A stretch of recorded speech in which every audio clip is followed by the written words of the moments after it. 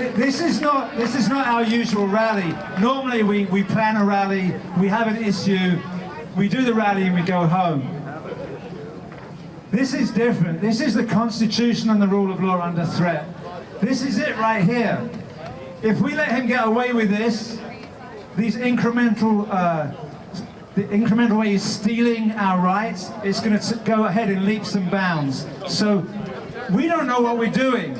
We're out across the country protesting, but we need to be out more. We need to be organized. We need to be organized. We need to be visible. We need to be loud. We need to be consistent. We need to be persistent. We need our media. We have certain demands, and we need to remember that. You know, we get a bit sidelined sometimes. I'm not very good at concentrating on things because I'm kind of old now, but we're here because we need, number one, we need Whittaker to recuse himself. We need Whittaker recused. He's not going to do it, so what's the next step? Impeachment! We need to make sure that hands are off the Mueller investigation. If that's the one thing we remember, it's hands off the Mueller investigation. How are we going to do that? How are we going to do that? We're going to get our senators to pass this damn bill supporting them and protecting the Mueller investigation. So we have work to do. We have work to do. We need to push for the legislation. We need to push for that guy, Whittaker. Listen, they are in Washington. Where are Whittaker to recuse himself. He should not be in that position. We need to protect the Constitution. We need to speak up. Write op-eds, write to your papers. Tweet.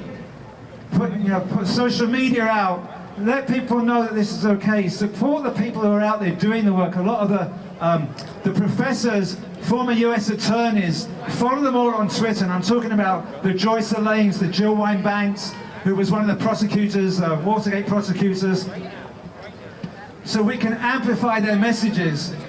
We have no choice. We have to stay here as long as it takes. We have to do this. It occurred to me today, who knows who Robert Bork is? So I've been reviewing my Watergate history. Robert Bork, so the Saturday Night Massacre was October the 20th, 1973. If you're old enough to remember it, what happened was that Archibald Cox, Nixon wanted Archibald Cox, the special investigator, the equivalent of special counsel, to be fired.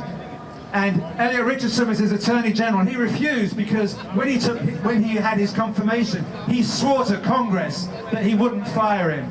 So he resigned. He was a man of honor. The next person down the list was William Ruckelshaus. He was the deputy attorney general. He was confirmed by the Senate. He also swore he wouldn't fire Archibald Cox, so he resigned. The next in line was Solicitor General. The Solicitor General was a man called Robert Bork. He has a bad rap, but actually, he didn't swear that. He was not confirmed in that position. So Elliot Richardson told him he should go ahead, and he should actually fire Cox, because otherwise the rule of law would break down in America. So Robert Bork, yeah, he was a bad man, and he was rejected as a Supreme Court justice. But it occurs to me today that Matt Whittaker is the Brett Kavanaugh of Robert Bork. Again, think about this. This is deep. Matt